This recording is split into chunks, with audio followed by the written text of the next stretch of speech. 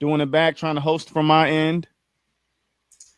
Coach switched up some of his audio setup, so we're going to see if this will work. Coach, can you still hear me? I can hear you well, man. Can you hear me? Roger that. Roger that. Yes, I can. So if anybody can see the feed now, please send us a thumbs up. Coach, if you could watch the feed live, see what's going on. Yeah, I'm watching the feed live, and it looks like everything's okay from my end. That's what it appears to be. Okay, yeah, I see it. Hopefully that's the case. All right.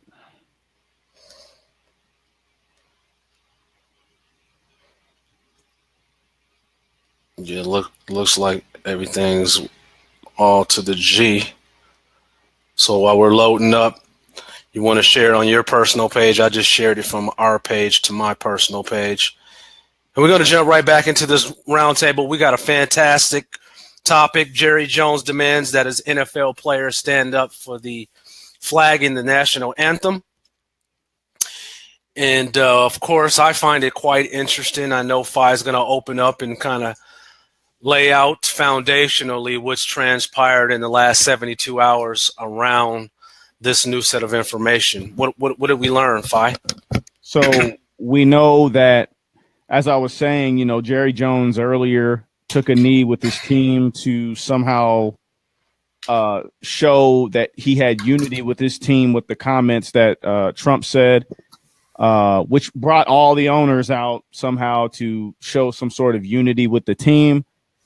Went a step further with his team. This is Jerry Jones for the Cowboys. Took a knee before the national anthem was played, then stood up for the national anthem, which was some sort of tiptoe around the actual issue just to get by for that week. Now, within the last 48 hours or so, 72 hours, Jerry Jones said he had a conversation with Donald Trump and stated that the NFL needs to make some sort of rules or guidelines that show some sort of punishment to make players understand that they can't disrespect the anthem as well as the flag, which it was never about in the first place.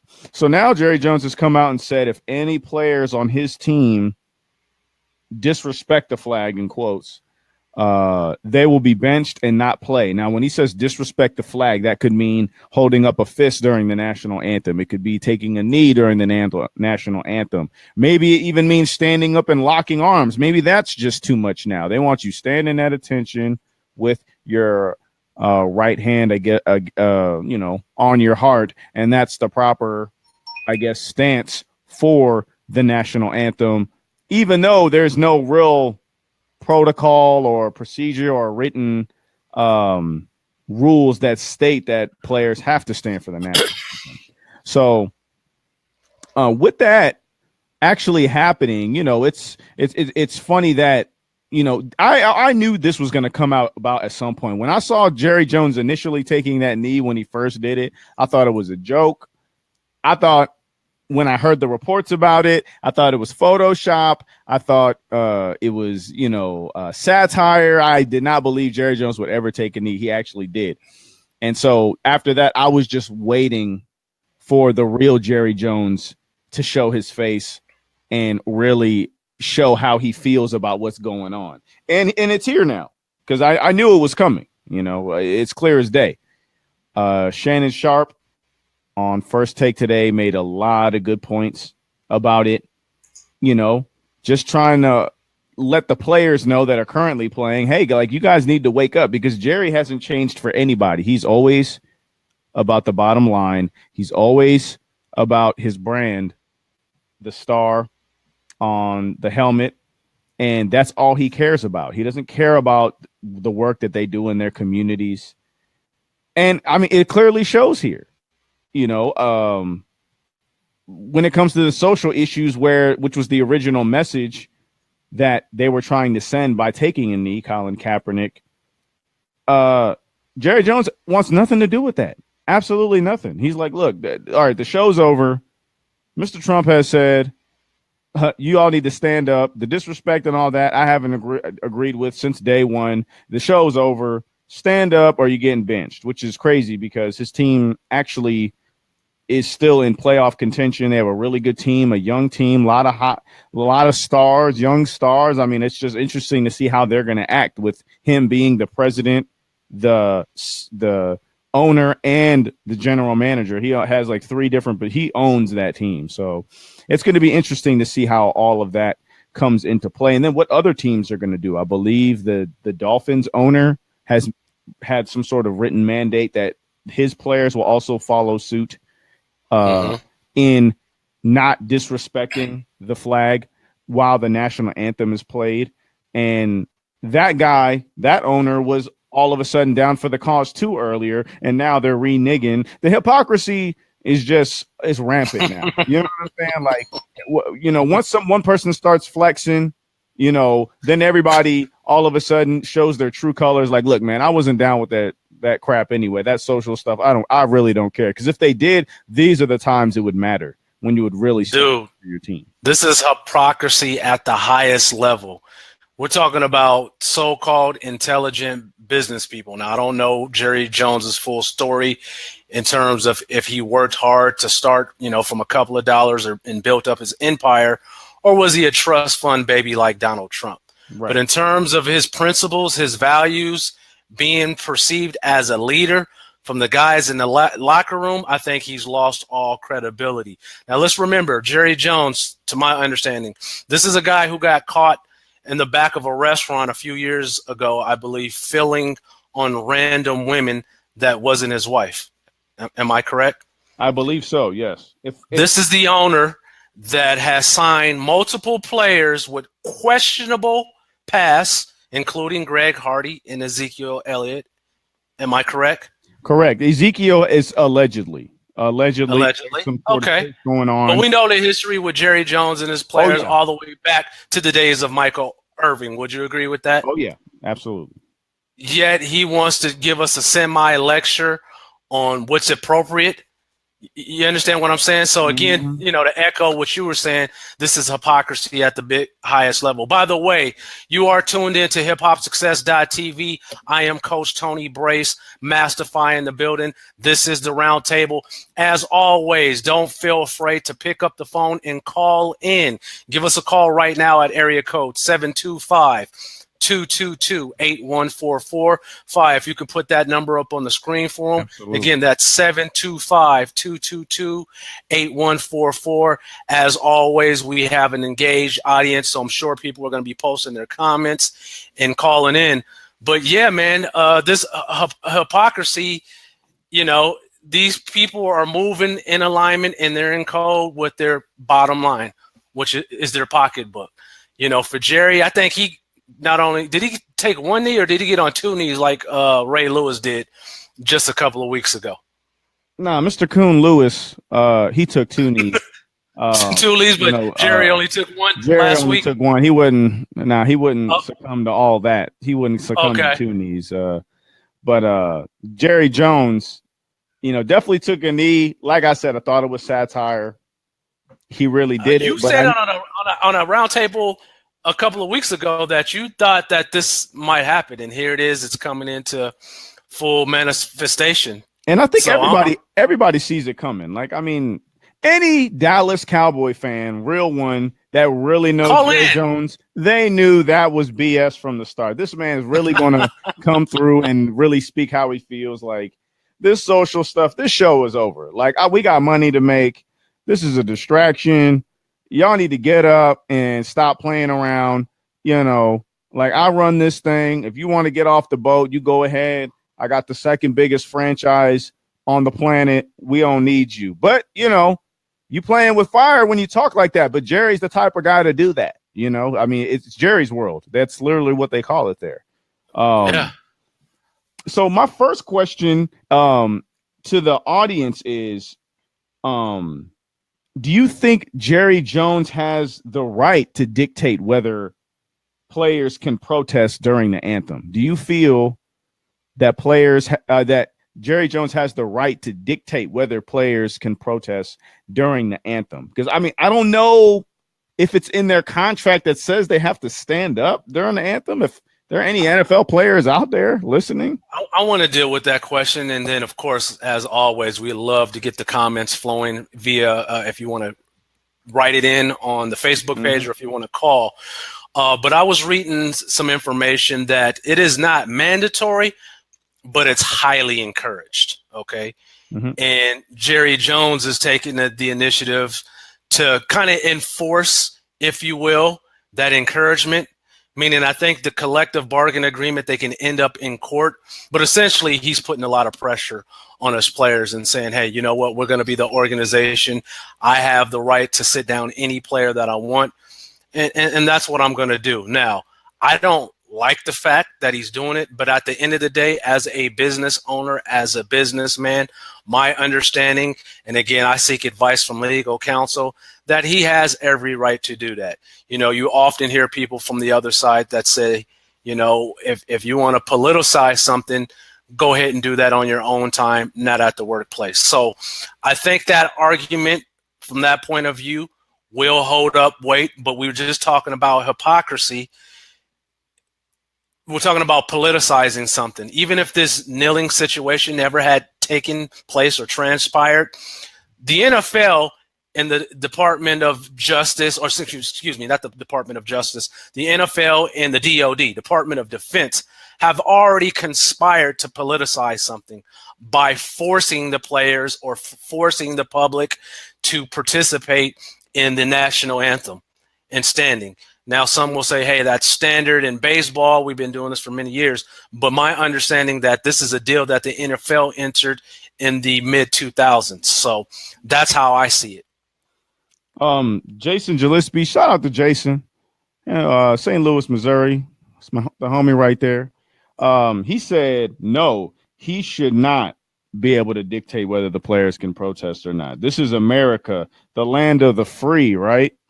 Which is what I say, because like, here's the thing, like people always like, if you're at work and this and that, then, you know, you should do what they say. That's cool. But if it's written in the guidelines in the contract, which I want to know if they signed that and it said they had to stand or whatever, okay, I absolutely get it. But if it wasn't written in there, then why should they have to honor something like that, especially if they're doing it silently and not being a huge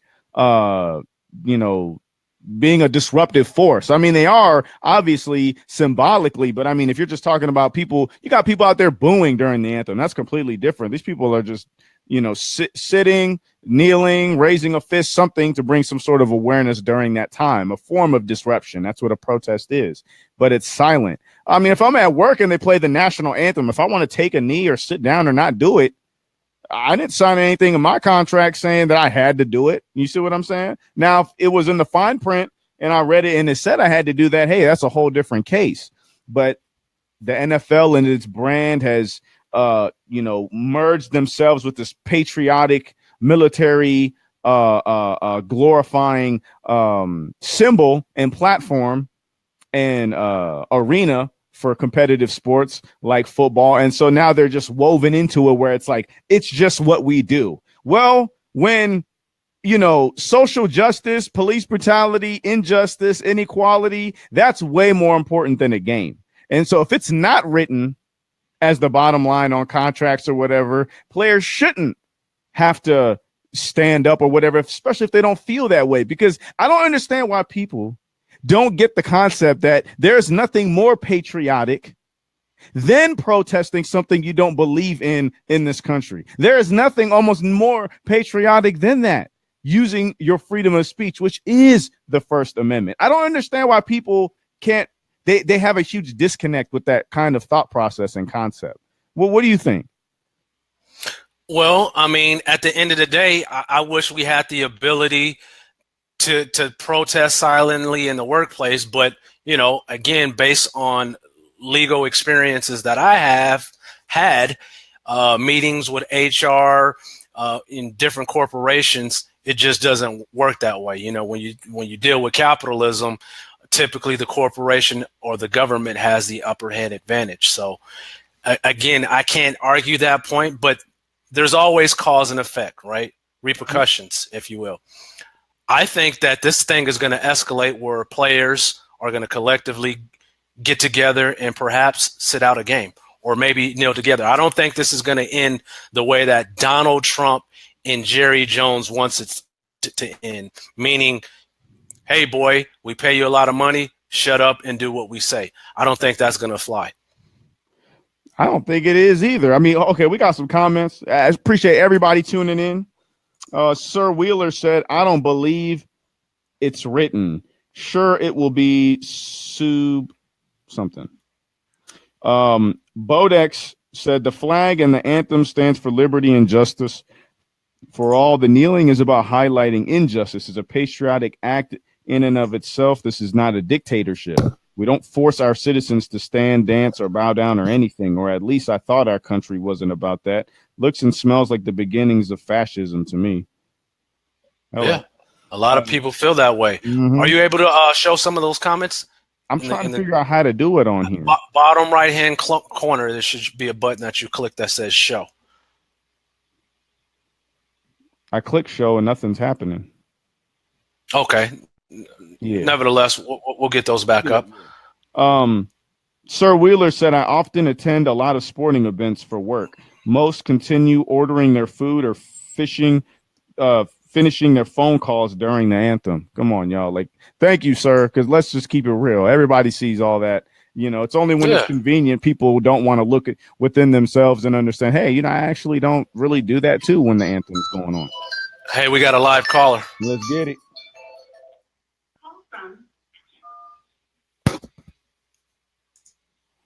HipHop Success TV, Coach Tony Brace, Masterfy in the building.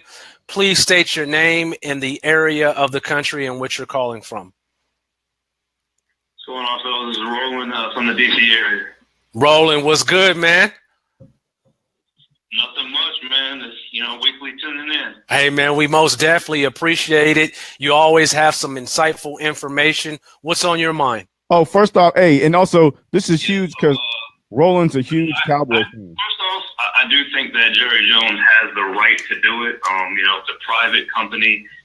Basically, he can do what he wants. However, with the whole protest and players, some players are wanting to kneel, some players not wanting to kneel, some players not even really, caring either way. They just want to play football, which is fine too. To me, this is going to separate those players that really, feel some type of way about the original protest, what Colin Kaepernick stood kneel for, and then versus the ones that were just kind of going along with everything last week. So if Jerry Jones does put his policy in place saying, if you don't stand, have your hand over your heart for the anthem, that I'm going to bench you, this is an opportunity for those players that really do, feel connected with the original protest to actually protest. Before, to me, it wasn't a real protest. It was just, showing a symbol of, like what Colin Kaepernick said, the country basically being in distress and not living up to the ideal that it's supposed to be living up to. Now that there's, quote unquote, going to be rules in place banning you from doing certain things, that's where it actually becomes a protest. Martin Luther King didn't just go around, doing what was in the rules for him to do. He found the rules that were unjust and broke them. So to me, this is gonna be a good thing, in my opinion. Hey, absolutely. And as I share with the audience, I echo what you echo, that the business owner has the right to do that. Doesn't mean that it's right or it's really going to be beneficial to the bottom line. Maybe short-term thinking, Jerry Jones thinks that it's going to be good for the bottom line, but I don't think so long-term. Now, let me ask you this. What do you think, because I don't believe that this friction or resistance is going to die down anytime soon. Do you? No, I think it's just going to get worse. What do you see in the next 30 to 60 days? With the Cowboys, I don't know if it's going to. I think everybody's going to fall in line. Nobody's going to stand.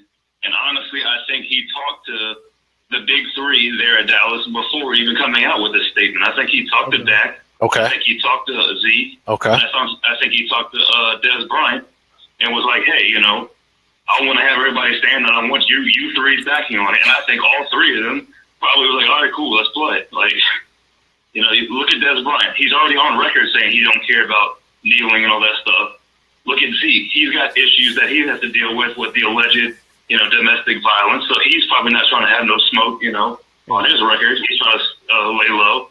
And then you look at Dak Prescott, one of the most underpaid players in the league, who's getting paid more. I'm assuming he's getting paid more by his endorsements right now. And he just picked up the Oikos from Cam Newton, I believe. Mm-hmm. So he's probably getting paid more from his endorsement, and he don't want to lose any of that because he's not even a millionaire at this point. So what I'm hearing is Jerry's gonna win. Jerry's gonna win in this situation. His policy is gonna stand tall, and the players will take a knee to Jerry, if you will. I believe for the Dallas Cowboys, yes. Now, for the rest of the players in the league, I don't know. And I hope the players in the Dallas Cowboys call my bluff, but I don't think they will. Wow. Interesting point of view. I don't know how this is going to play out. We appreciate you calling in, Roland. Let's take some other calls. Five, what are your thoughts on what Roland shared? Well, you know, just like I said before, Roland is a very avid Cowboys fan. It has been since birth. You know, he probably knows the Cowboys better than most folks. I think he made a good point. I mean, when you talk about that bottom line, those mega stars, they have a young team. He probably got those three. He got Zeke, he got Dak, he got Dez, got them together before he said anything, because that's his bottom line. I can talk to them under wraps, private, whatever. Like, this is mine. You know, and I got to talk to them first before I do anything radical. I want to let these guys know because he knows what they're capable of. But it's funny, like, you know, if Dak or any of them actually do feel some type of way, that's their bargaining power at the table. You know what I'm saying? Like, but in the end, Jerry does win and say, hey, man, I need you guys to fall in line. You know what I'm saying? Yada, yada, yada. Do you think this becomes so much of a distraction that it impacts their performance, the big three? Well, they're going to get a lot of pressure from fans or people like us that say, hey, what are you guys doing here, man? Are you guys sellouts? Are you guys all about the mighty dollar?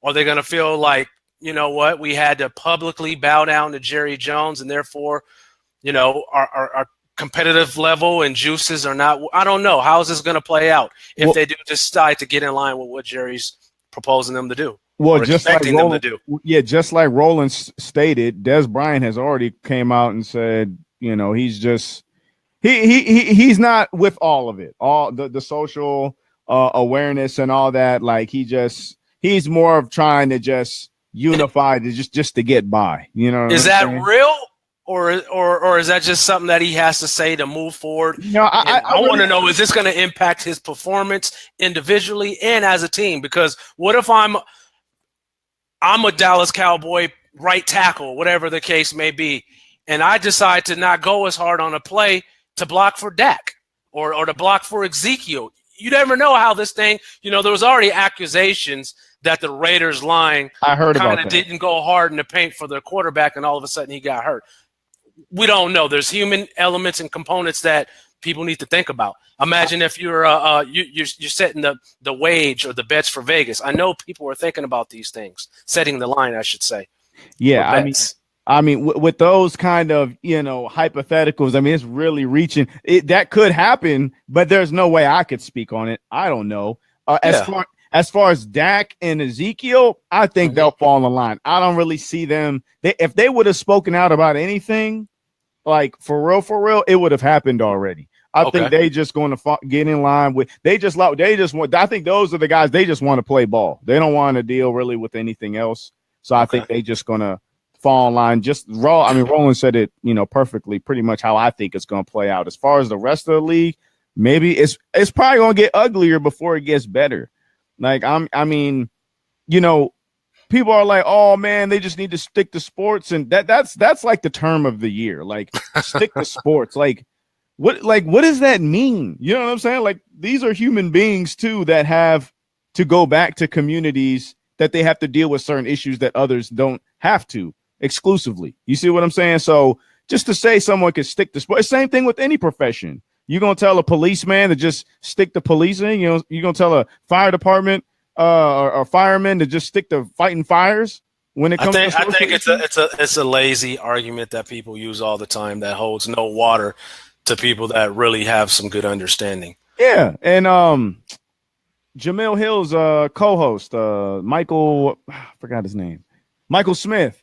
You know, he said that stick to sports stuff, it's just coded racism. I saw an interview he did with the Root, and he said it's just coded racism when they see that, you know, and he made a good point. He was like, I mean, hey, they're two unapologetically black host on a major network at a very good hour, 6 p.m., SC6. They have their own show, 2 co-hosts, black, and they have their own flavor and swag and how they give the sports, and the ratings are good for that. But there's a lot of people who don't like the way that they do things because it's different. It's a different flavor.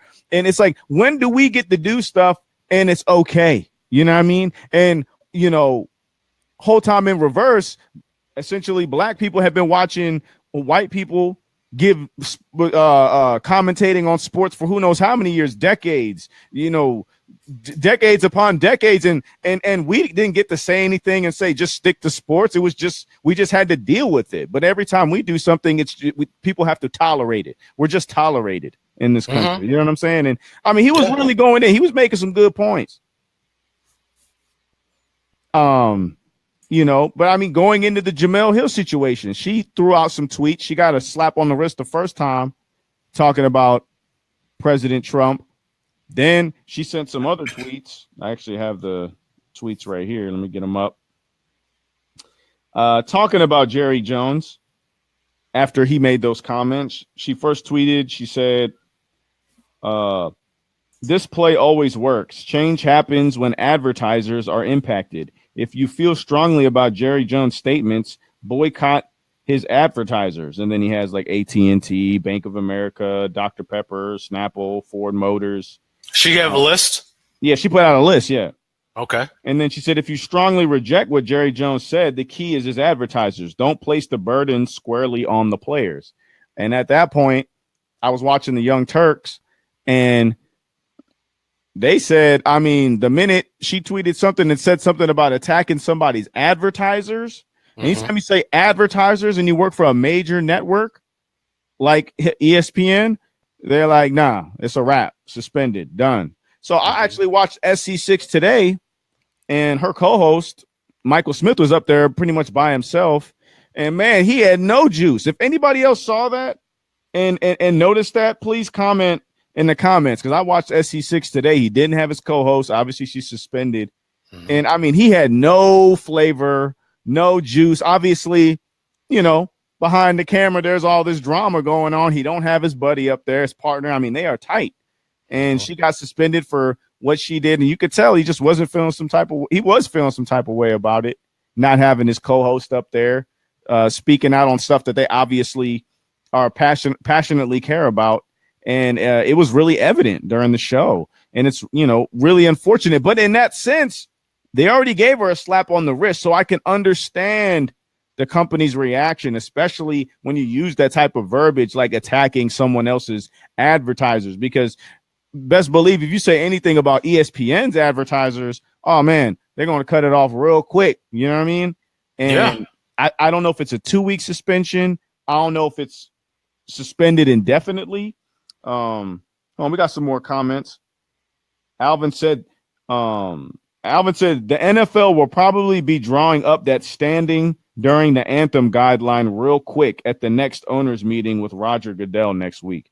I can definitely see that happening. You know, if they want to, you know, it's just like college. They try to put them little guidelines in even during the season, start, you know, putting some drafts together. They probably drawing that stuff up right now.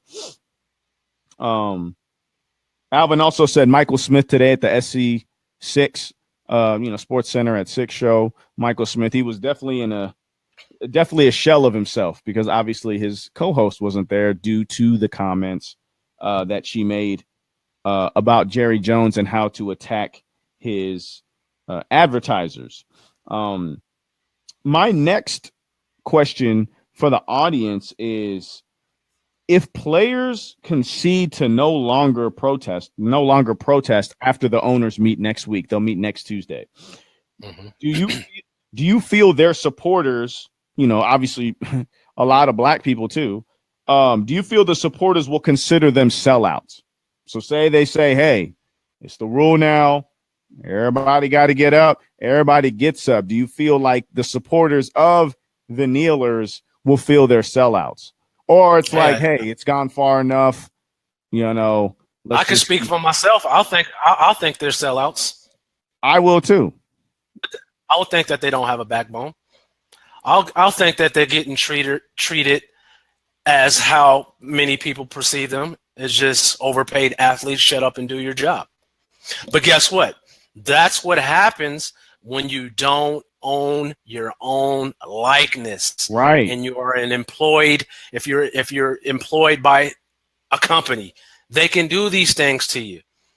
That's why you got to have independence. You got to start your own company. You got to generate income in different ways, because if not, guess what? ESPN or the NFL can cut you loose. Now, here at HipHop Success TV, we're a tiny, tiny startup. But guess what? Can't no one tell us what to do? Can no one shape our narratives except for the partners that run this company?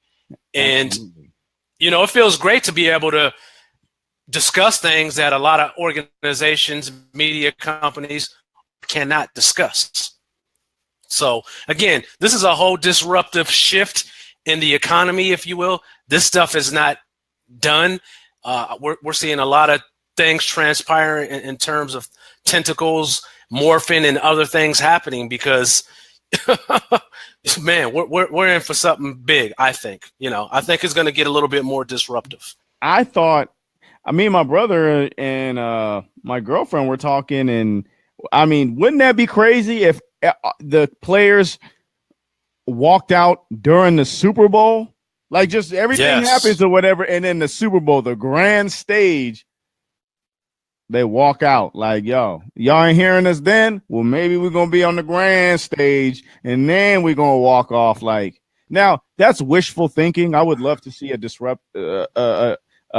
system be disrupted. Now you're talking like how I would love to see it. You never know, man. Something like that could happen. You never know. You never know, but I would love to see that happen. And then, Coach, just like you said, owning your own, I'm huge until like black players start getting respected, even though they, professionally, they are in the NFL, over 70% of the league is like, the youngins and everybody coming up need to pay attention to what's going on, because they're on their way. The elite athletes in college are on their way there. Shout out to the Ball family. They get it. Oh, for yeah. all the haters that doubt them. They Absolutely. get it. LeVar Ball, Lonzo Ball.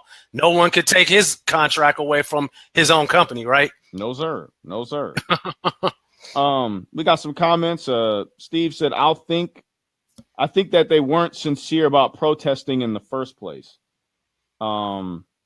And then Roland Steve, said, give us a call. 725. Yeah, Steve, you can call in. 8144. Let's dive a little bit deeper into that. Mm-hmm. I promise I'm not here to beat you up. I try my best to be a fair person, even if I don't agree with you. Again, give us a call. Anybody like Steve that has a different perspective. 725 area code 222-8144. Roland also said there's other ways they can keep it going. Just do what Cam Newton did after scoring.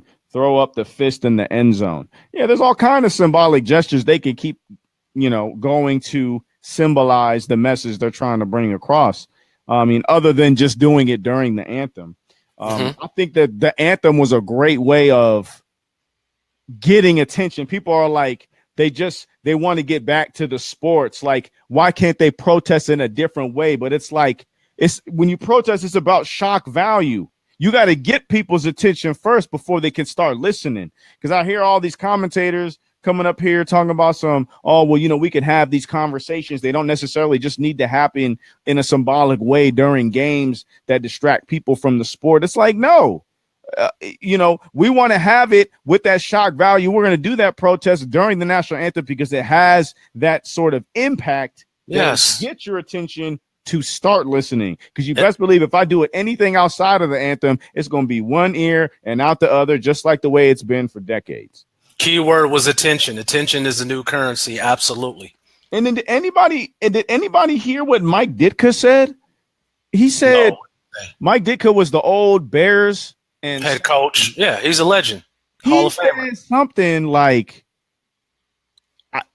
somehow he doesn't understand the message, the original message of the protest. He said something about like what oppression.